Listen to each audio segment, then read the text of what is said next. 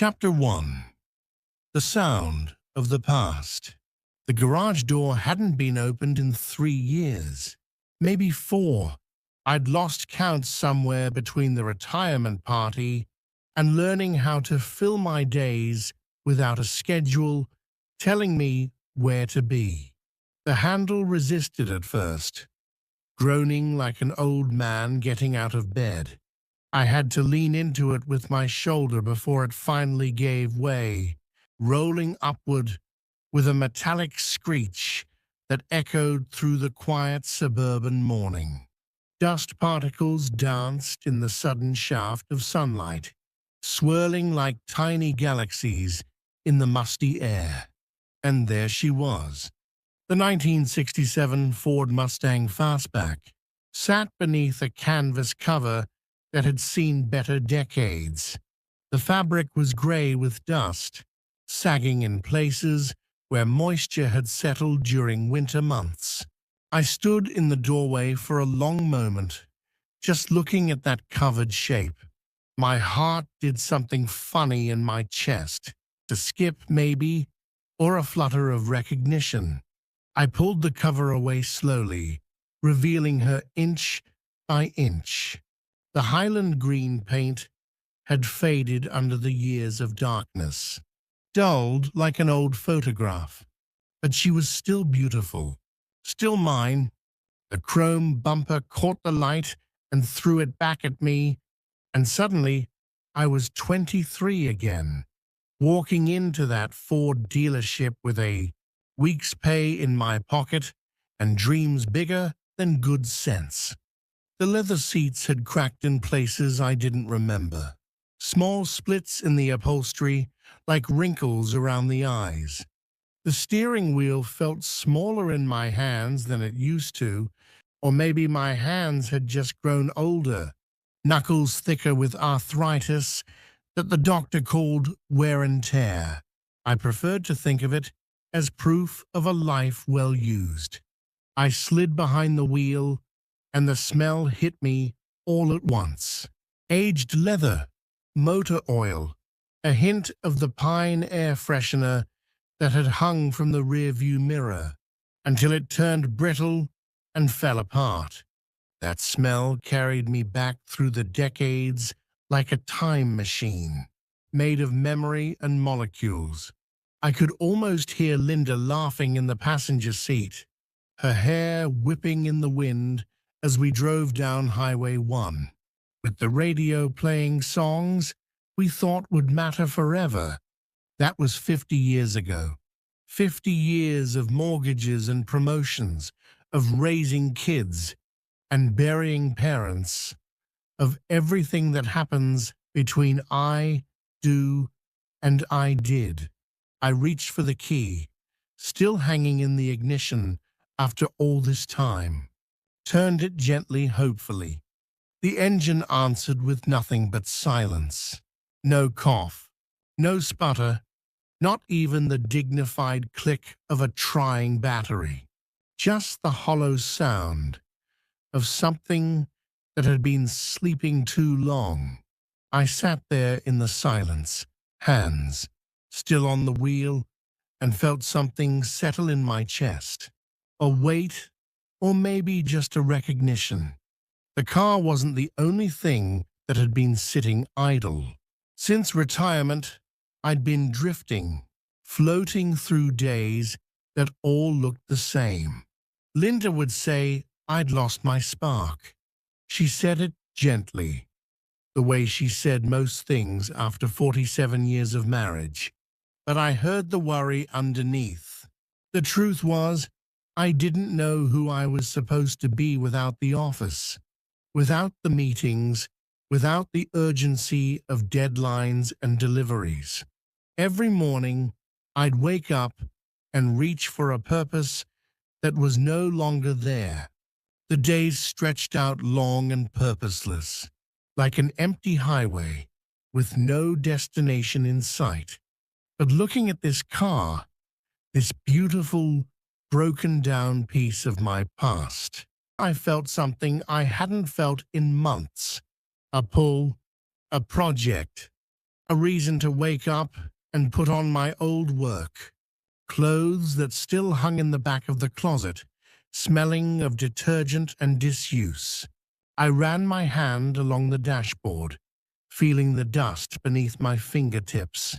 The radio knobs were still set to the station that used to play Motown and the Beatles.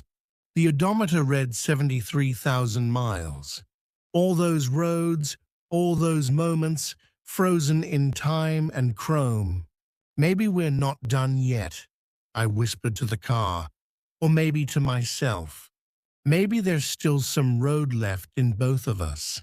The morning sun had fully filled the garage now, warming the space, chasing away the chill of neglect. I climbed out of the driver's seat with more effort than pride. Would like to admit, my knees protesting the angle. But I was smiling, actually smiling. I walked to the workbench at the back of the garage, where my old tools hung on pegboard, each one outlined in faded marker so I'd know where it belonged. Some of them I hadn't touched since the Carter administration. The sight of them filled me with something close to joy. Or maybe it was just the memory of joy, which is sometimes enough to start with. I pulled my phone from my pocket and called Linda. She answered on the second ring, her voice warm with curiosity. "Find something interesting in there?" "I found us a project," I said, looking back at the Mustang, already imagining her restored and running. "I'm bringing the old girl back to life." Linda was quiet for a moment. Then I heard the smile in her voice. "The car or yourself?" "Maybe both," I admitted. "Maybe both." Chapter 2: The Tools of Time. I spent the first week just getting reacquainted with the car, with the garage, with the man I used to be when my hands built things instead of just holding coffee cups and television remotes. Every morning, I'd wake before sunrise, old habits, dying hard, and shuffle out to the garage while Linda slept. I'd flip on the overhead lights and stand there in my flannel shirt and worn jeans, surveying the task ahead like a general planning a campaign, except this general moved slower, thought longer, and needed reading glasses to see the small print in the repair manual I'd ordered online. The tools came down from the pegboard one by one. Each one had a story. Each one had been a companion in projects past. The adjustable wrench with electrical tape on the handle, I'd use that to install the sink in our first apartment. The one-bedroom place above the hardware store where we spent our first year of marriage, eating spaghetti and dreaming bigger. The Phillips head screwdriver with the chipped red handle that had assembled every piece of furniture that came in a box, from cribs to bookshelves, through 20 years of birthdays and Christmases. The socket set was a gift from my father, given to me, the day I bought this very car. "A man should know how to fix what he owns," he'd said, pressing the metal case into my hands. He'd been right about that, though he'd been wrong about plenty of other things.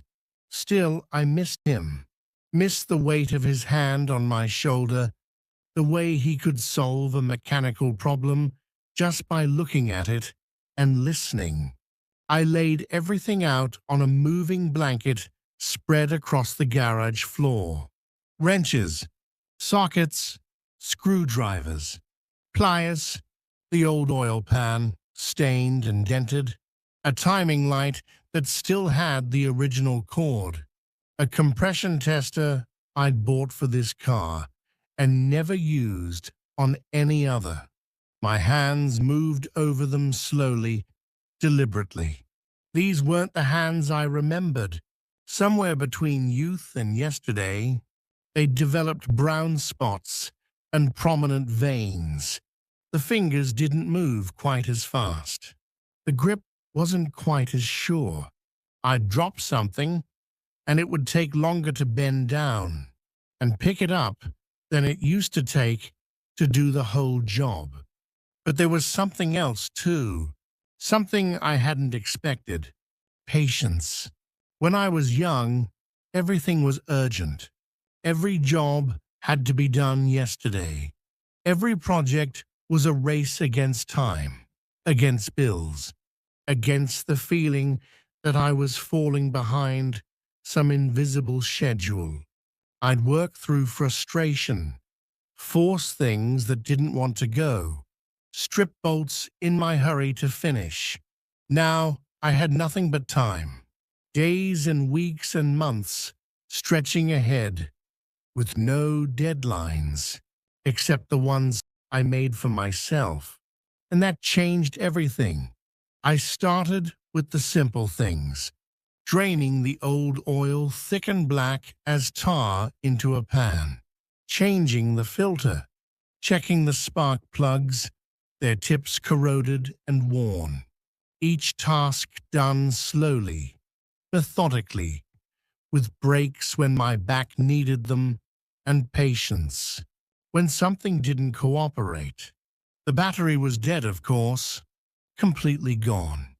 I loaded it into the trunk of the sedan and drove to the auto parts store, where a kid young enough to be my grandson looked at it like an artifact from a museum.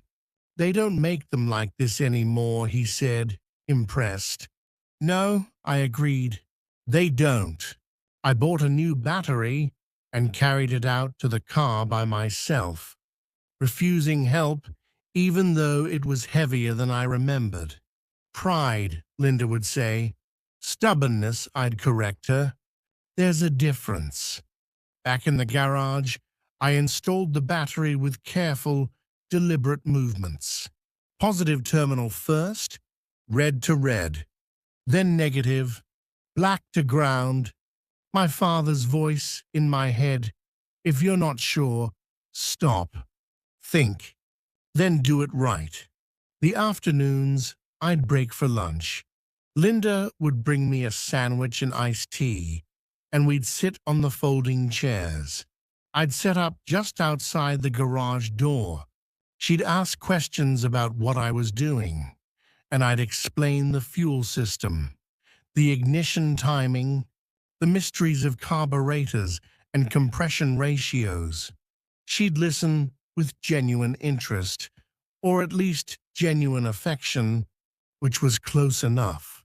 "You're different out here," she said one day, watching me wipe grease from my hands with an old rag. "Different how?" "Lighter," she said, "like you're carrying less." I thought about that as I went back to work. Maybe she was right. Out here, I wasn't a retired manager with no office to go to. I wasn't a man wondering what his purpose was. I was just someone fixing something broken. Simple, direct, satisfying. By the end of the second week, I'd made it through the basic maintenance.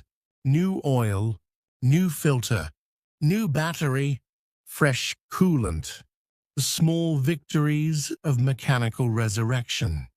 But the real work still lay ahead. The engine needed attention. The body needed love.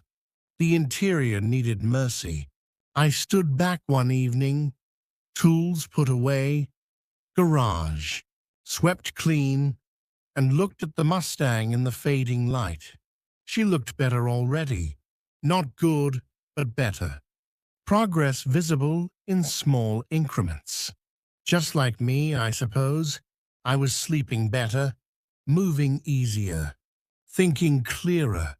The fog that had settled over my retirement was lifting, burned away by purpose and motor oil. Chapter 3. Rust and Reflection. The rust was worse than I'd hoped, but better than I'd feared. Isn't that always the way with things we've left sitting too long? I found it everywhere once I started looking. Surface rust on the rocker panels, bubbling paint along the wheel wells, a nasty patch eating through the trunk floor, where water had seeped in during God knows how many winters. Each spot was a small failure of time and neglect, mine as much as the car's. I'd put off this part of the restoration. Bodywork had never been my strength. Give me an engine to rebuild, a transmission to tear down, and I was confident. But making things beautiful again, that required a different kind of patience, a gentler touch. It required admitting the damage and working through it, not around it. I started with the worst spot first, the trunk floor. Rust had eaten through the metal until I could poke my finger through it. I stood there looking at that hole, and all I could see was the summer of 1972. That's when we'd driven to the coast with everything we owned in the trunk. 2 kids under 5, a marriage barely holding together. After I'd lost the job at the plant and enough pride to choke on. Somewhere during that trip, a can of soda had rolled out of the cooler, leaked, and stayed there. I'd meant to clean it up. I'd meant to do a lot of things. Now here I was, 50 years later, dealing with the consequences of that small neglect.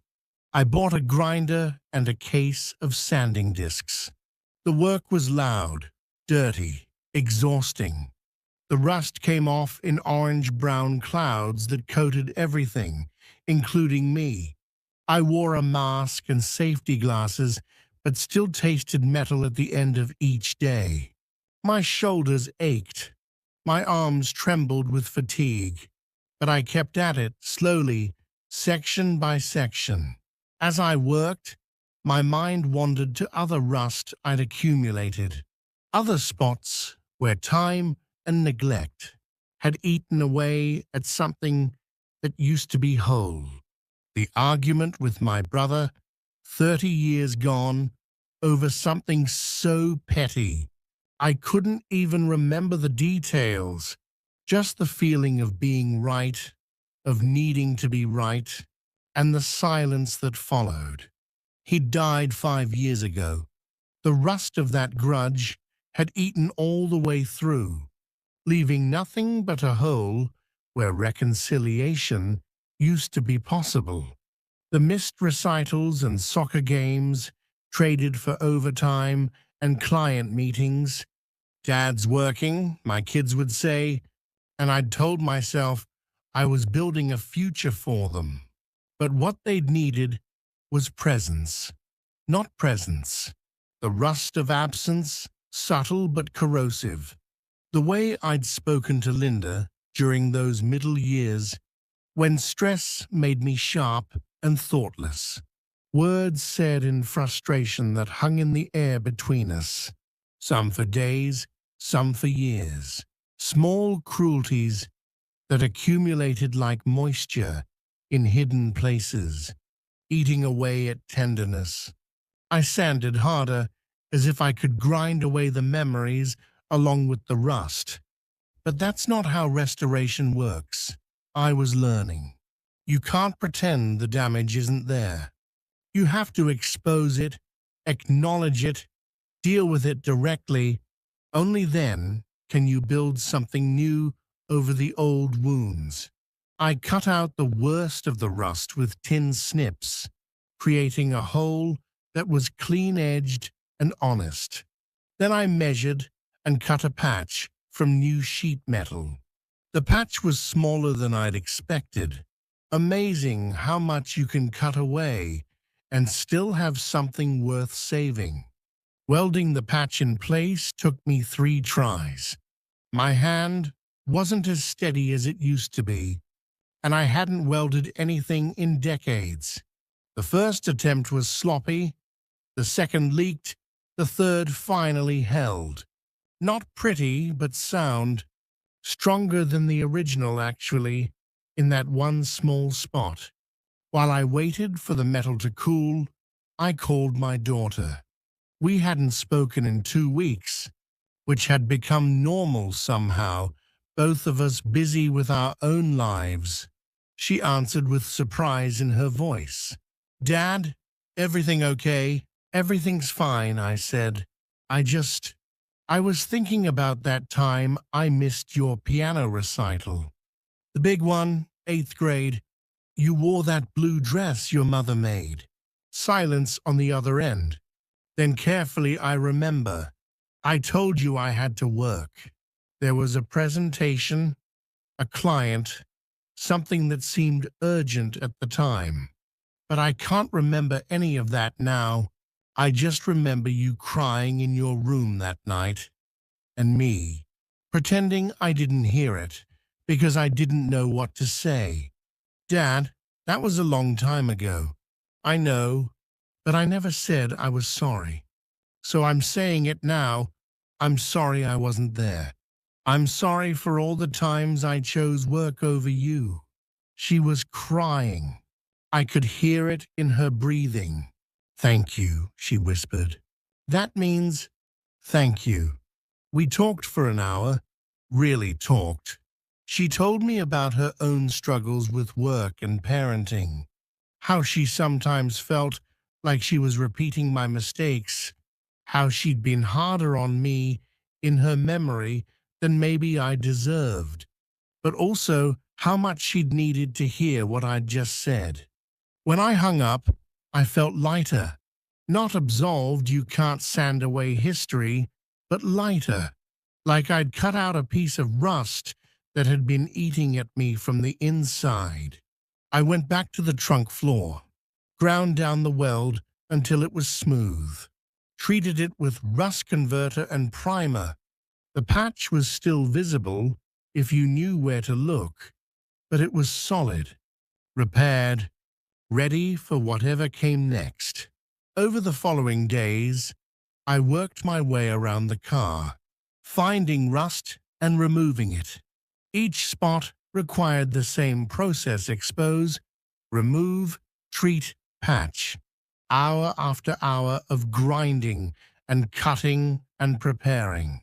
And as I worked on the car, I worked on myself. I wrote a letter to my brother's widow. I took Linda out to dinner and told her all the ways I'd failed to appreciate her and all the ways I was going to try harder. On a cool morning in early spring, I finished the rust removal. The car looked rough, covered in primer patches and bare metal. Not beautiful yet, but honest, ready for the next phase. Chapter 4. The Engine Within. The engine was my Everest, my white whale, my last stand. I'd been putting it off, circling around it with easier tasks: body work, interior cleaning, chrome polishing, anything to delay the moment when I'd have to tear into the 390 cubic inches of vintage V8 that hadn't fired in half a decade. But eventually, you run out of other things to fix. Eventually, you have to face the hard part. I started on a Monday morning, early enough that the neighborhood was still quiet. I laid out the shop manual on the workbench, its pages yellowed and brittle, held open with a wrench to keep it from closing. The diagrams looked simple on paper: connect A to B, remove C, replace D. But paper doesn't show you the rounded bolt heads, the seized fittings, the 30 years of grime welding everything together. The air filter came off easily enough. Small victory. The carburetor put up more of a fight, its mounting nuts frozen with age and corrosion. I soaked them with penetrating oil and waited, learning again. The lesson the car kept teaching me: hurry breaks things, patience fixes them. By lunch, I had the carburetor on the workbench, its butterfly valves sticky with old gas turned to varnish. The float was stuck. The jets were clogged. The accelerator pump was cracked and useless. I ordered a rebuild kit online and waited 3 days for delivery. The rebuild went smoothly, surprisingly smoothly. Maybe I hadn't forgotten as much as I'd feared. Maybe some knowledge lives in the hands, not just the mind.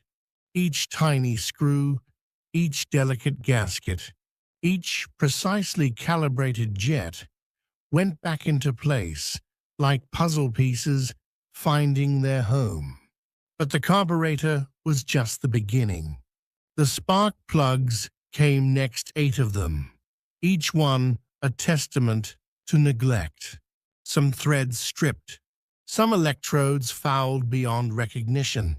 One broke off in my hand, leaving the metal shell threaded into the engine block, requiring an extractor tool I had to buy and an hour of careful, sweating work to remove.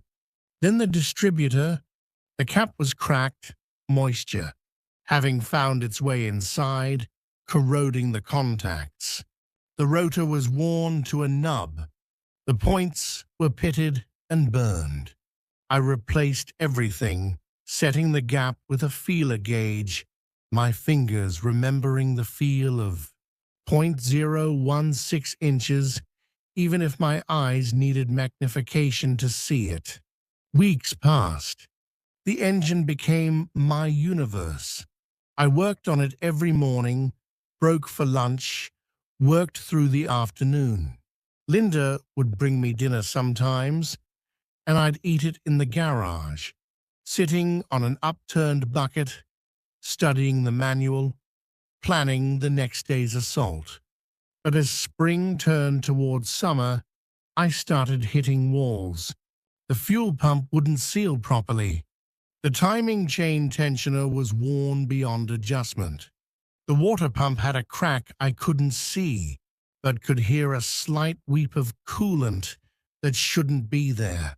Each problem led to another and another, like pulling on a thread that unravels an entire sweater.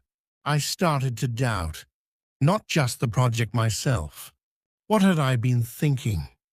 I was 71 years old, working with tools and techniques that were obsolete before my grandkids were born. Maybe this was foolish. Maybe some things should stay buried in the past, covered with tarps and fond memories. I was ready to quit, really quit.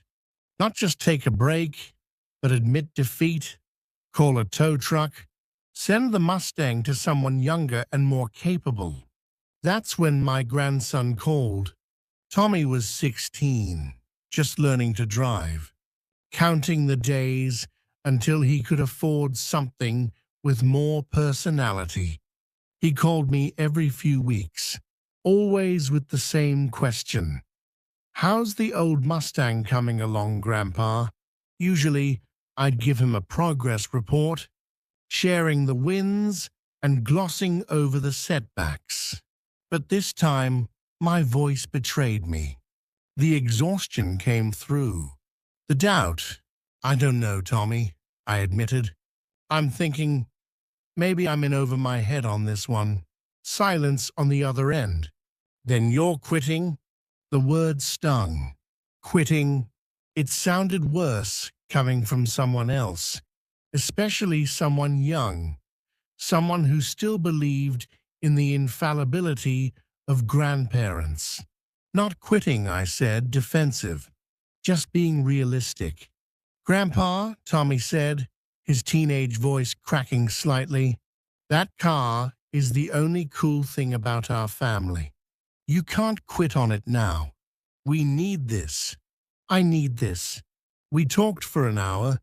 He told me how he'd been telling his friends about the restoration, how he'd shown them pictures, how he'd promised them rides once it was running. He told me how his dad, "My son was always too busy with work. too stressed to do anything fun. "You're showing me what retirement is supposed to look like," he said. "Not giving up, just changing what you work on." After we hung up, I sat in the garage for a long time, just looking at the engine. All those parts, all that potential, all that stubbornness required to bring it back to life. Maybe I was in over my head. Maybe I'd made mistakes. Maybe this was harder than I'd anticipated. But Tommy's voice echoed in my mind. I'd spent my whole career telling younger people to persevere, to push through obstacles, to finish what they started. And here I was, ready to walk away at the first sign of real difficulty. What kind of lesson was that? I stood up, my knees protesting, my back reminding me of its grievances. But I stood. I walked to the workbench. I opened the manual to the timing chain section, and I started reading. This wasn't about the car anymore. Maybe it never had been. This was about showing up day after day, even when it was hard. This was about being the kind of man who finished what he started. This was about legacy, not the car itself, but what the car represented. Persistence, craftsmanship, the belief that broken things can be fixed if you're willing to put in the work. I ordered a new timing chain kit, overnight shipping. While I waited, I made a list of every remaining problem, every part that needed attention, every task left undone. I broke them down into manageable pieces, one day at a time, one bolt at a time. When the timing chain arrived, I tore into the engine with renewed purpose. The work was hard. My hands ached. My patience was tested. But I kept going because Tommy was watching. I kept going because Linda believed in me. I kept going because somewhere deep in my stubborn soul, I still believed in myself. I would finish this. Not because it was easy, because it mattered. Chapter 5. Lessons from Chrome and Steel. The chrome work saved me. After weeks of wrestling with the engine, fighting with gaskets and seals, and temperamental mechanical components, I needed something different, something visible, something that would shine and prove that progress was real, not just an internal combustion theory. So I turned my attention to the chrome, the bumpers, the trim pieces, the ornamental touches that had once made this car beautiful and now made it look tired. The front bumper came off with surprising ease, 4 bolts that had somehow escaped the curse of corrosion. I carried it to the workbench and laid it down under the shop light. In the harsh fluorescent glow, it looked worse than I'd thought.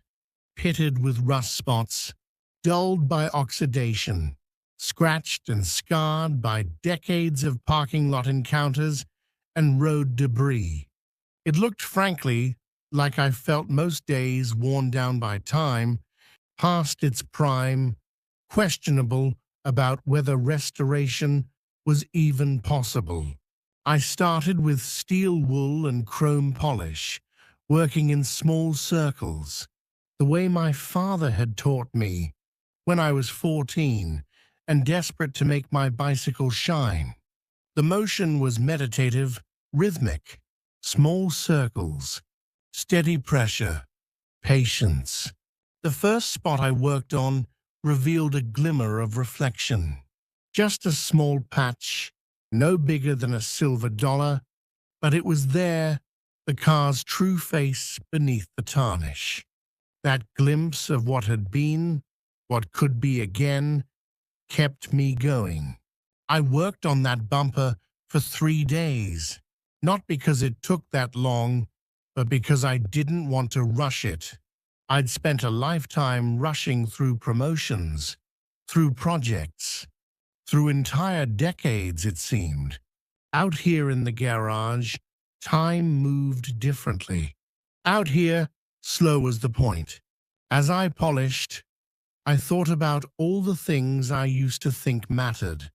The new car every 3 years, the bigger house, the title on the business card, the watch that cost more than my first month's rent. All those shiny objects that seemed so important at the time. What had they gotten me? The cars were long gone, traded in or sold. The house was too big now, too many empty rooms echoing with absence.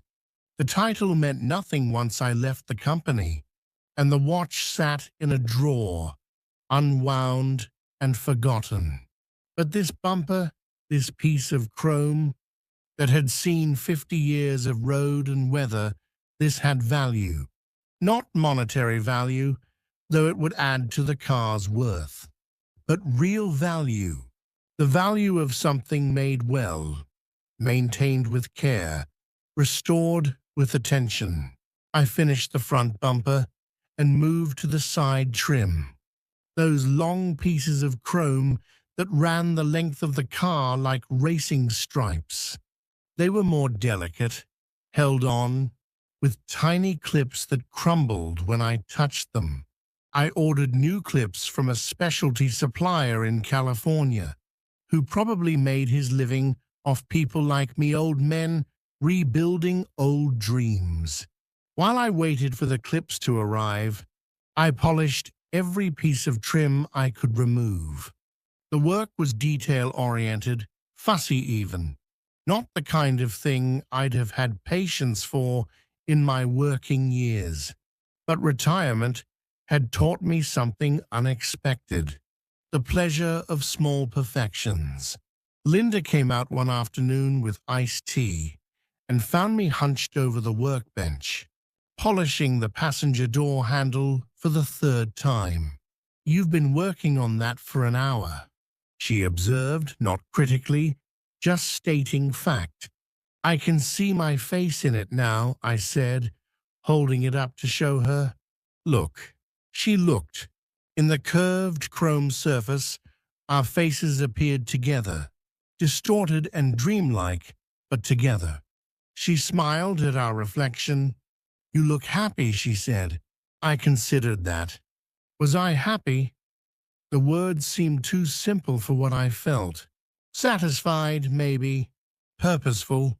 Connected to something tangible. Something I could see and touch, and improve with my own efforts.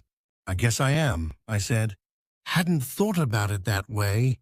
You used to come home from work looking like the weight of the world was on your shoulders," she continued, sitting down on the stool next to my workbench. "Every night, the same exhausted expression. Success was wearing you down." "Success," I repeated, the word tasting strange now. "Is that what that was?" "That's what we called it. Good job, good salary, good benefits.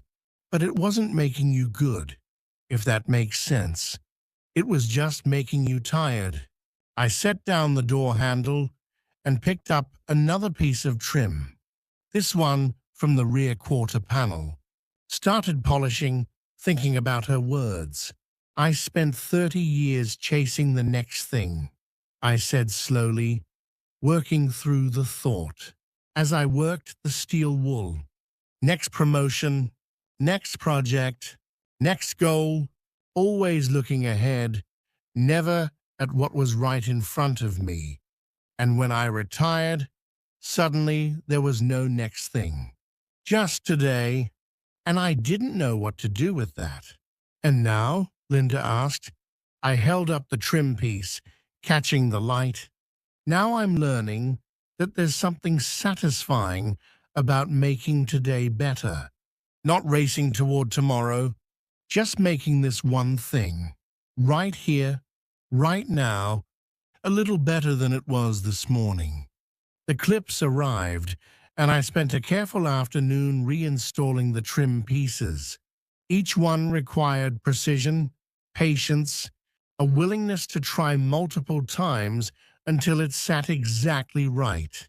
No forcing, no shortcuts, just persistent, gentle effort until everything found its proper place. When I stepped back to look at the car that evening, with all its chrome, restored and reinstalled, something had changed.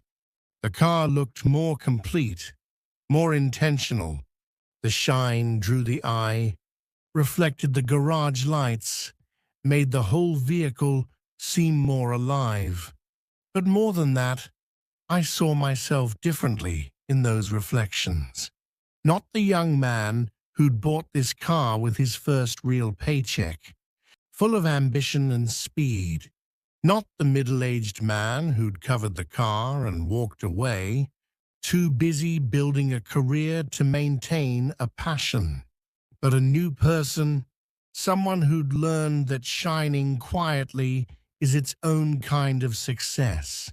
Someone who'd discovered that the best reflections are the ones that show you clearly, not the ones that dazzle. I thought about Tommy, my grandson, and what I wanted him to learn from all this. Not just about cars or restoration, but about life, about the difference between appearing successful and being satisfied, about choosing what to polish and what to let go. In the chrome, I saw a man who'd stopped running towards something and started working on something, who'd traded speed for substance, urgency for attention, achievement for appreciation. I covered the car that night with gentle hands. Tomorrow, I'd start on the final mechanical pieces. But tonight, I stood in the quiet garage and let myself feel proud of something simple. I'd made old things shine again, including perhaps myself. Chapter 6. Test Drive of the Heart. The engine fired on the third try. Not the first, because nothing worth doing comes that easy. Not the second, because sometimes you need to adjust, recalibrate, try again. But on the third attempt, with Linda standing in the garage doorway and my hands gripping the key with 60 years of hope and muscle memory, the engine coughed, sputtered, and roared to life. The sound was magnificent, not the refined purr of modern engines, with their computer controls and sound dampening. This was raw, mechanical, alive. The V8 rumbled with a deep bass, note that I felt in my chest as much as heard with my ears. The whole car vibrated with barely contained power, eager as a young horse that had been stabled too long. I sat there for a moment, just listening, just feeling. My eyes stung, though I'd never admit it was anything more than garage dust. Linda was clapping, actually clapping, and I realized this was the first time in months, maybe years, that I'd done something that made her clap for me. "It runs," she called over the engine noise. "It runs," I called back, and we grinned at each other like kids on Christmas morning. I let the engine warm up properly, watching the temperature gauge climb toward normal, listening for any irregular sounds, any sign of trouble. But the Mustang ran smooth and strong. All those hours of patient work, paying off in this moment of resurrection. After 10 minutes, I shut it down. The sudden silence was profound. I sat in the driver's seat, hands still on the wheel, and felt something settle in my chest, a sense of completion I hadn't felt since my last day of work. Except this felt different, better. This I'd built with my own hands. But running in the garage was one thing. The real test would come on the road. I spent the next week preparing, checking the brakes, testing the lights, adjusting the mirrors, inflating the tires to proper pressure. Every detail mattered. Every detail got attention. Finally, on a Saturday morning when the weather was perfect, I decided it was time. "Want to come along?" I asked Linda over breakfast. She looked up from her coffee, surprised. "On the first drive? Are you sure?" "Then we'll walk home together," I said. "Like we did that time the Plymouth died on Route 9. You wore those impractical shoes and complained the whole way, and we sang to keep our minds off the blisters." She laughed at the memory. "I still have a scar on my heel from that night. And you married me anyway. Come on, let's take her out together." We walked to the garage hand in hand. I opened the passenger door for her, the chrome handle gleaming in the morning sun, and she slid into the restored leather seat with a small sound of appreciation. "It smells right," she said, "like it used to smell." "New leather conditioner," I said, climbing in behind the wheel. "Same brand they used in '67. Found it online from a specialty shop in Detroit." I turned the key. The engine caught immediately this time, settling into that perfect rumble. I let it idle for a minute, my foot gentle on the gas pedal, feeling the response. Then I backed out of the driveway slowly, carefully, afraid of scraping something after all this work. The driveway seemed narrower than I remembered, the car wider, but we made it out clean, and I shifted into first gear with a satisfying click. The clutch engaged smoothly. The car rolled forward, and we were moving, actually moving, the Mustang carrying us down our suburban street, like it was 1967 all over again. Except it wasn't 1967, and I wasn't the same man who'd driven this car back then. All speed and confidence, and the certainty that roads existed to be conquered. I drove slowly through the neighborhood, taking the turns with care, letting the car warm up properly, getting reacquainted with its feel. The steering was heavier than modern cars, requiring actual effort. The brakes were firmer, less forgiving. Everything demanded more attention, more intention, and that, I realized, was exactly what I needed. We reached the edge of town, and I pointed the Mustang toward County Road 47, a two-lane highway that wound through farmland and forest, following the river north. This was the route we used to take on Sunday drives when the kids were small. "How does she feel?" Linda asked. "Different," I said honestly. "Or maybe I'm different. I keep wanting to slow down, look around, see things." "See what things?" "Everything, all of it. The things I missed the first time." I drove at 50 miles per hour, 10 below the speed limit, ignoring the occasional car that passed us. Let them hurry. Let them race toward wherever they thought they needed to be. I was exactly where I wanted to be, right here, right now. The countryside unfolded around us, in shades of green and gold. Spring had given way to early summer, and everything was growing, thriving, reaching toward its full potential. The fields were thick with corn, the trees heavy with leaves.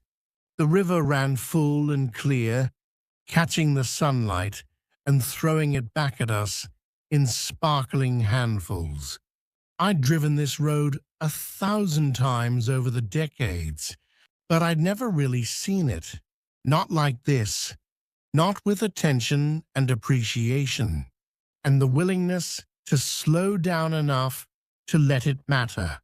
Look at that barn, Linda said, pointing to an old red structure leaning slightly to one side, weathered but still standing.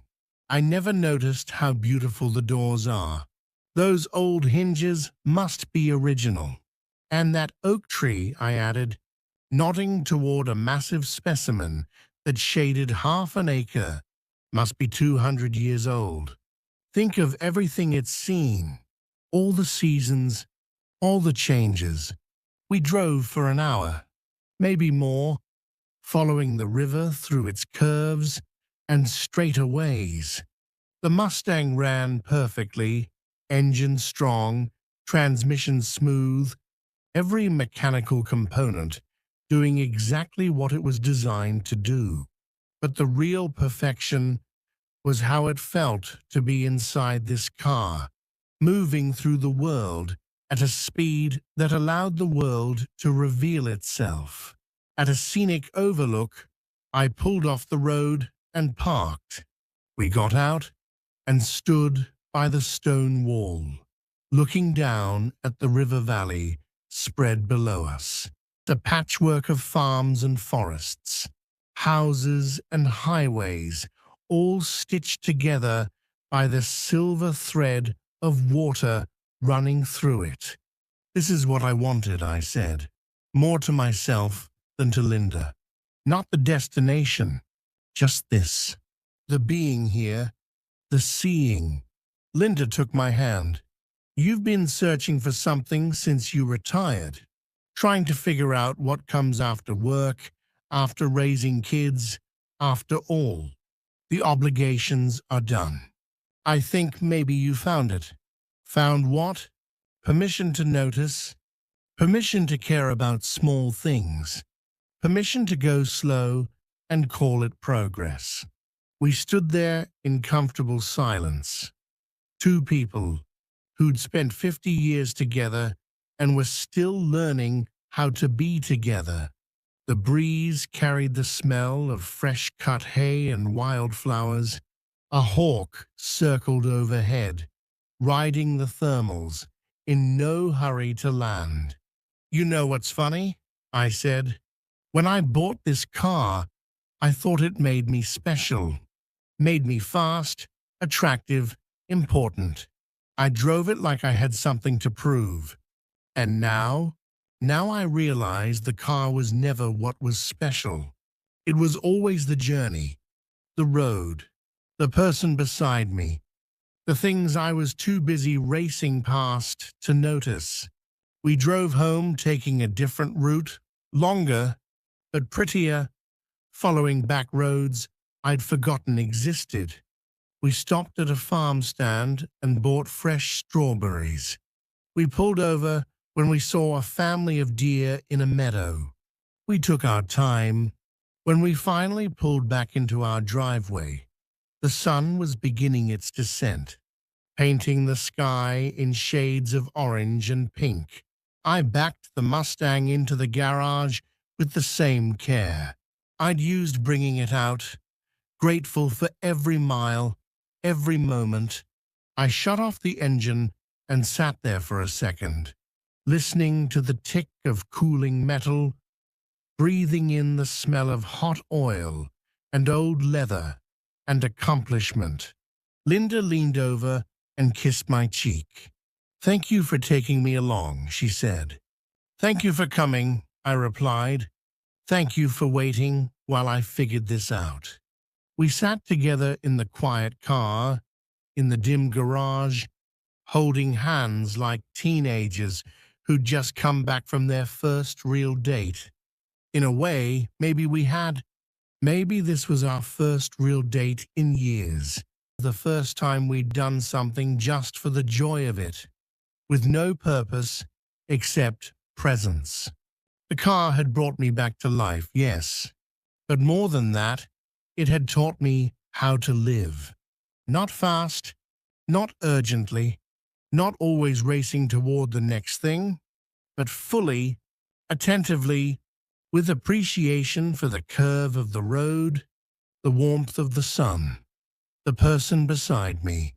I'd spent 6 months bringing this car back from silence, but the car had spent that same 6 months bringing me back from numbness. Fair trade, I thought. Fair trade indeed. Chapter 7, Passing the Keys. Tommy showed up on a Thursday afternoon without warning. School. Having let out early for some teacher conference or another, he came bouncing into the garage with the energy of 16, all limbs and excitement, his eyes immediately finding the Mustang. "Grandpa, you didn't tell me it was done." "Not done," I corrected, wiping my hands on a rag. I'd been touching up a small paint chip on the rear fender. "But close. Close enough. Can we drive it?" The question came out in a rush. "Please, just around the block. I promise I'll be careful." I looked at him, really looked. Somewhere between phone calls and family dinners, he'd stopped being a boy. He was taller than me now, his shoulders broadening, his face losing its childish softness. But in his eyes, I saw myself at that age, that hunger for speed, for freedom, for the feeling of power. "Tell you what," I said, "let's both drive it. I'll take the first lap, you take the second." His face split into a grin. "Seriously? You're going to let me drive the Mustang? If you promise to respect it. This car isn't about going fast. It's about going right. I promise. I absolutely promise." We climbed in together, Tommy in the passenger seat, practically vibrating with anticipation. I started the engine and let him feel the rumble, see the gauges come to life, experience the mechanical symphony of a well-tuned V8. "Listen to that," I said over the engine note. "Hear how smooth it is. That's 8 cylinders working together in perfect timing. That's months of adjustment patience, getting every detail right. It sounds amazing," Tommy breathed, his hand unconsciously moving toward the dashboard. Wanting to touch everything, we backed out of the driveway, and I took us through the neighborhood, narrating as I drove. How to feel the clutch engagement point. How to rev match on downshifts. How to read the road ahead, anticipating rather than reacting. Tommy absorbed every word, leaning forward, watching my feet on the pedals, my hands on the wheel. "Your generation will probably never need to know this stuff," I said, as we stopped at a red light. "Everything's automatic now, computer-controlled. The car does the thinking for you." "But this is better," Tommy said immediately. "This is real. You can feel everything. You're part of it, not just sitting there." Smart kid. He got it. I drove us to the same overlook where Linda and I had stopped on our first drive, pulled into the parking spot, set the brake, and turned off the engine. "Your turn," I said, holding out the keys. Tommy stared at them like they were made of gold. "Are you sure?" "I'm sure, but we need to talk first." "Come on." We got out and walked to the stone wall. The valley spread below us, eternal and patient. "When I was your age," I began, "I thought driving was about speed, about power, about proving something. I drove this car like I was running from something or racing towards something. I could never quite figure out which."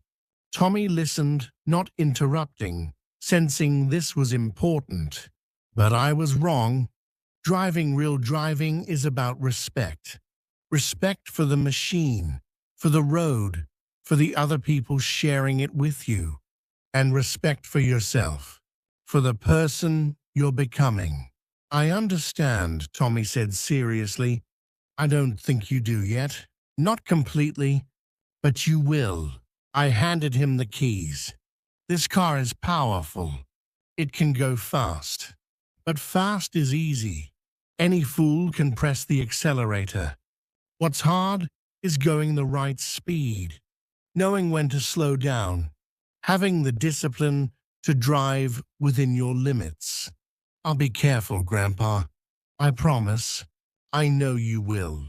And I'm trusting you with something that matters to me. Not just the car, though I'd like to not wrap it around a tree, but I'm trusting you with this moment. This experience. We switched positions.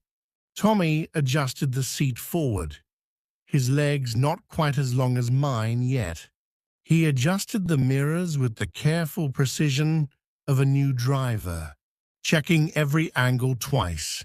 His hands found the wheel at 10 and 2, textbook perfect. Okay, he said, taking a deep breath. Okay, here we go. The engine start was rougher than when I did it too much gas.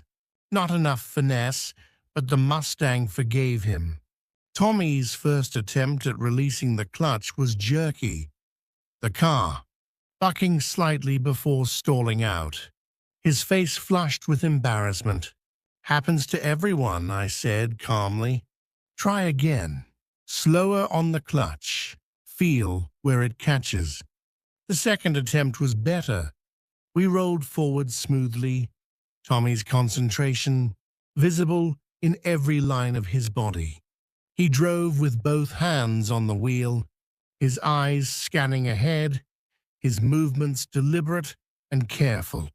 At the parking lot exit, he stopped completely, looked both ways twice, then eased onto the road. We drove around the block slowly, very slowly, 15 miles per hour in a 30 zone. Tommy feeling every input, learning the weight of the steering, the firmness of the brakes. A car behind us honked impatiently and swerved around us. Tommy flinched, but stayed steady.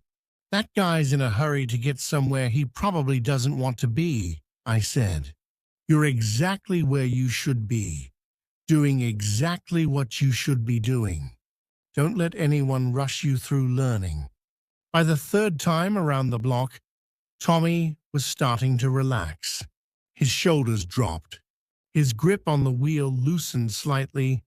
He was beginning to feel the car, rather than just fight it. This is incredible, he said, awe in his voice. It's like the car is talking to me.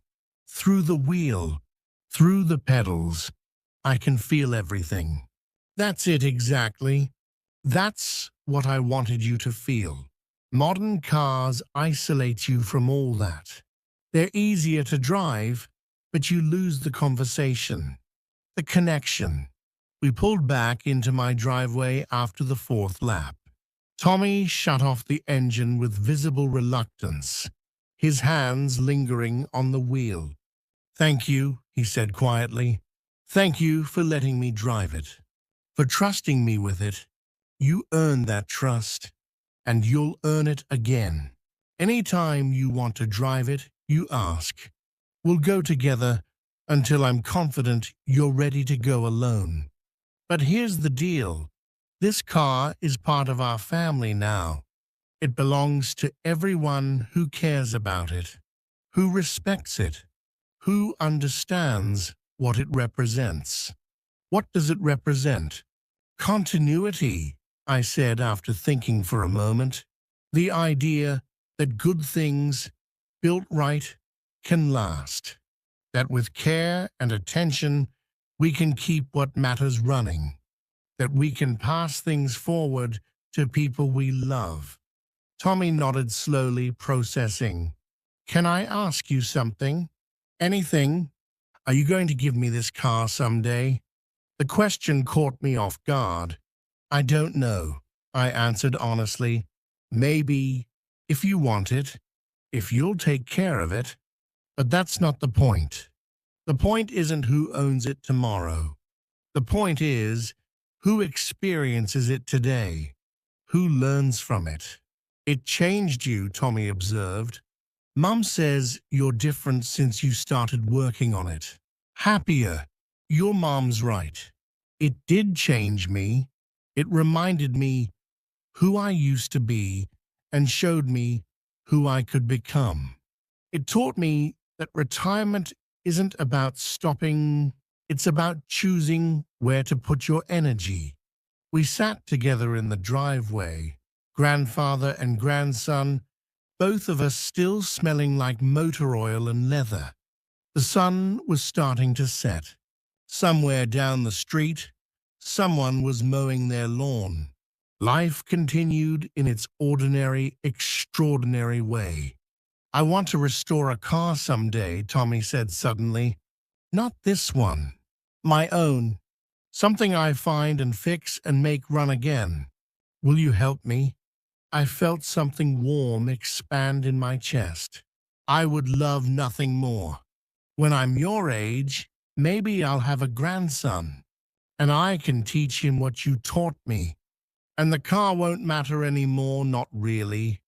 But what we learned from it will keep going. I reached over and ruffled his hair.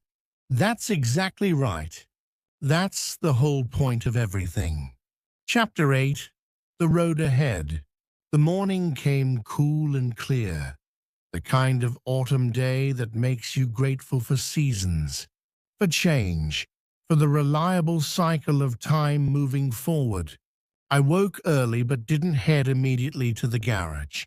Instead, I sat at the kitchen table with coffee and the newspaper, content to let the day unfold at its own pace. Linda came down eventually and kissed the top of my head. Big day, she said. Is it? Car show. You've been talking about it for weeks. I'd almost forgotten. The local classic car show, held every fall at the county fairgrounds. When I'd first registered the Mustang 2 months ago, it had seemed important. But now, it didn't seem as important as it had. We don't have to go, I said. We could just drive somewhere or stay home. Whatever you want. Linda looked at me with gentle amusement. You spent 6 months restoring that car. You're taking it to the show. You're going to be proud of what you built. I am proud. But I don't need a trophy to prove it. Good. Then if you win one, it'll be a bonus. And if you don't, you'll still have what matters. She was right, as usual. So after breakfast, I went to the garage and removed the cover from the Mustang. She gleamed in the morning light, not perfect, not showroom pristine, but honest, real. The kind of beauty that comes from use and care. I started the engine and let it warm up while I did a final inspection. Tire pressure good, fluids topped off, chrome polished, everything ready. Linda came out dressed nicely, carrying a folding chair and a small cooler. If we're going to spend the day at a car show, we're going to be comfortable. I made sandwiches. We drove to the fairgrounds with the windows down, the radio, playing oldies that really were oldies now. The Mustang attracted attention. At every stoplight, thumbs up from other drivers, curious stares from pedestrians. One young boy who pointed excitedly from his car seat.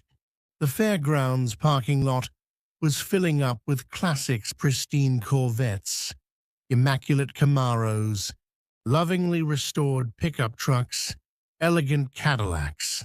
Owners stood beside their vehicles, like proud parents, ready to talk about horsepower and gear ratios. I found a spot in the muscle car section and backed in carefully, cut the engine, sat for a moment, taking it all in. You okay? Linda asked. Yeah, I spent so many months working alone in the garage. This feels different.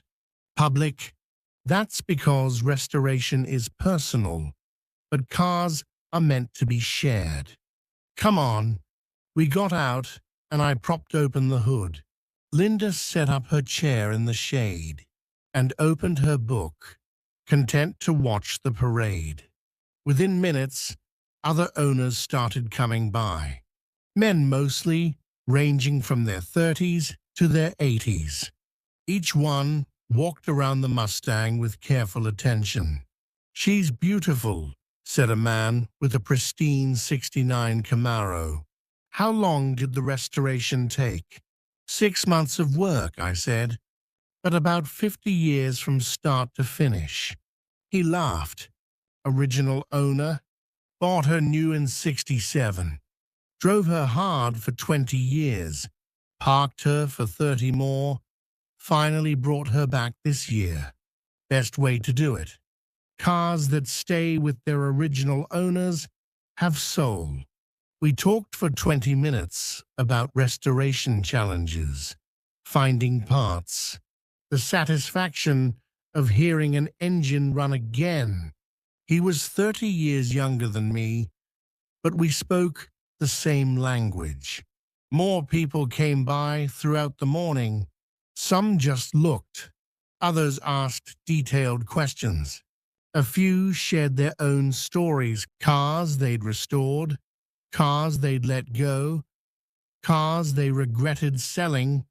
Around noon, a man about my age stopped and stared with an expression I couldn't quite read.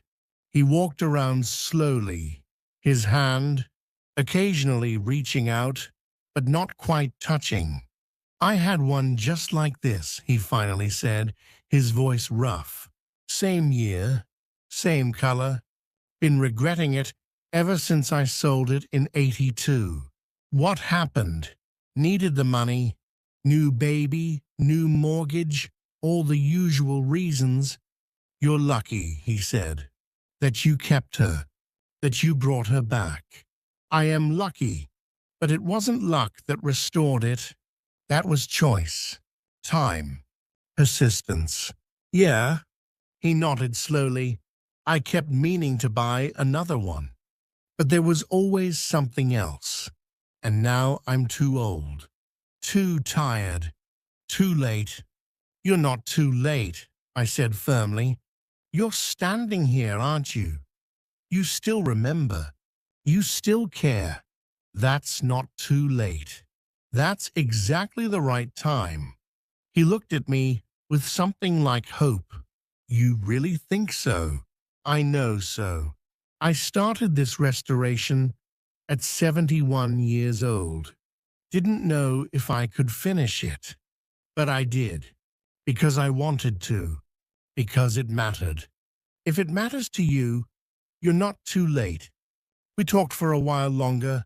I gave him the name of the parts supplier, the online forum where vintage Mustang owners traded advice. When he walked away, he was already on his phone, probably searching for his second chance. Linda had watched the whole interaction. When I sat down next to her, she squeezed my hand. "That was good," she said simply. "What was what you told him about not being too late?" He needed to hear that. The afternoon wore on. Judges came through with clipboards, examining every detail. I answered their questions honestly. Yes, the engine was rebuilt. No, not all the parts were original. Yes, I'd done the work myself. No, I wasn't worried about their scoring. And I wasn't. Somewhere during the restoration, I'd stopped needing external validation. The car ran. It was beautiful. It meant something. That was enough. They announced the winners at 4 o'clock. The Mustang didn't win first place. Didn't even place in the top 3. A beautifully restored Challenger took the trophy, and I applauded because it deserved the recognition. But as we were packing up, a judge came by, an older man with grease permanently stained under his fingernails. Didn't place you because the paint's not perfect. And some parts are reproduction, he said. But I want you to know, yours was my favorite car here. Why's that? Because it looks driven, it looks loved.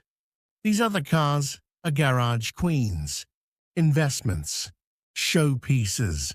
But yours looks like it has stories, like it's still making stories. That matters more than perfect paint. He shook my hand and moved on, but his words stayed with me as Linda and I drove home, the Mustang running strong beneath us. He was right, Linda said, about the stories. This car has so many stories now, and there are more stories ahead. We pulled into the driveway as the sun was setting. I backed the Mustang into the garage, cut the engine, and sat there for a moment in the gathering darkness. This space had been a refuge for 6 months, a classroom, a place where broken things, including me, could be made whole again. But I wasn't done with it. There would always be something to maintain, something to improve, something to care for. That was the final lesson. Restoration isn't a destination. It's a practice, a commitment to continual care, to showing up, to choosing every day to maintain what matters. I covered the Mustang carefully, though I'd be back tomorrow to start her up, keep everything moving and alive. Inside, Linda had dinner waiting. We ate together, talking about the car show, the people we'd met, plans for next weekend. Simple conversation between two people who'd learned that the best moments aren't extraordinary. They're the ordinary ones strung together, creating a life of accumulated care. After dinner, I walked out to the porch and stood looking at the garage.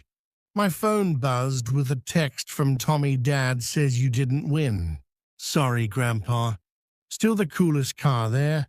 I smiled and texted back, didn't need to win, just needed to finish. See you Saturday for another driving lesson? His response was immediate yes.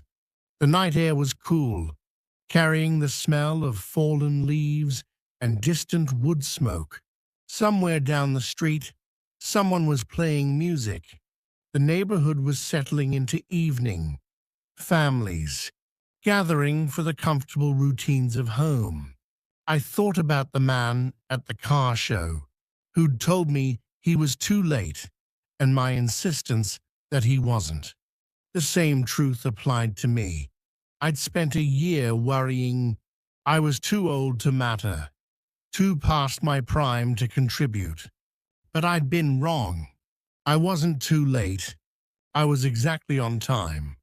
Retirement wasn't about being parked, permanently stopped.